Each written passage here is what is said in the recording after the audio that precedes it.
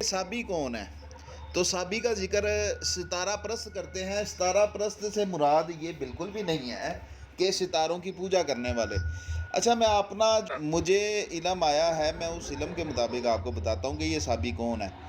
وہ سارے لوگ جو ہیں وہ سمجھتے ہیں کہ اسرائیل جو ہے اس میں یہود آباد ہیں، جبکہ یہود جو ہیں وہ بھی آباد ہیں. اسرائیل میں یہود بھی آباد ہیں، لیکن بہت تھوڑی تعداد میں. اصل میں یہ جو اس کا پرچم ہے نا اسرائیل کا، اس میں آپ کو ایک ستارہ نظر آئے گا.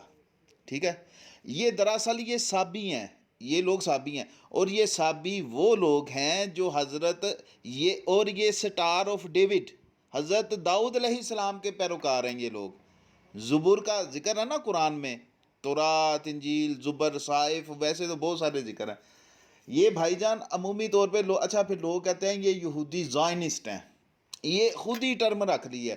لیکن یہ علم قرآن پڑھنے کی وجہ سے مجھے یہ آیت جو ہے نا ابھی میں نے آپ کے سامنے سورہ بقرہ کی پیش کی، یہ اس کے اوپر جب میں نے سٹڈی کیا، تھوڑا اینالائز کرنے کی کوشش کی، تو میرے سامنے تو وضاحت ہونا شروع ہوگی کہ یار لوگوں کو یا تو گمراہ کیا گیا ہے یا پھر لوگوں کا علم کم ہے. یہ جو اسرائیل ہے، اسرائیل دراصل صابیوں کا ملک ہے، نہ کہ یہود کا ملک ہے. ہاں، یہود بھی رہتے ہیں. اور آپ نے دیکھا جب یہ اٹیک کرتا ہے تو یہودی خود مطلب اس کے ریاکشن میں وہ احتجاج کرتے ہیں کہ یہ مطلب ظلم کر رہے ہیں بچوں پر، یہ وہ.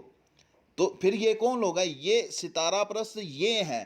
اچھا، لوگ سمجھتے ہیں ستارہ پرست سے مراد پتہ نہیں وہ ہیں جو ستاروں کی پوجا کرتے ہیں. سٹار آف ڈیوڈ، حضرت داؤد علیہ السلام کا یہ سائن ہے، یہ ان کی قوم ہے. تو یہ مطلب تھا. آپ فرمائیے اب آپ کیا کہتے ہیں؟ اچھا، تو ان لوگوں کے بارے میں بھی اللہ تعالیٰ یہی فرماتا ہے کہ یہ صحابی ستارہ پرست جو ہیں یہ بھی مطلب جنت، یہ جو اللہ سے ڈرتے ہیں، وہ سورہ بقرہ کی آیت ہے، جو اللہ سے ڈرتے ہیں اور روز قیامت پر ایمان رکھتے ہیں، ان کو اللہ نے ان کے لیے جزا ہے اللہ کے پاس ان کے لیے. ان میں یہود ہیں، نصارہ ہیں اور ستارہ پرست صحابی ہیں یہ لوگ. جی.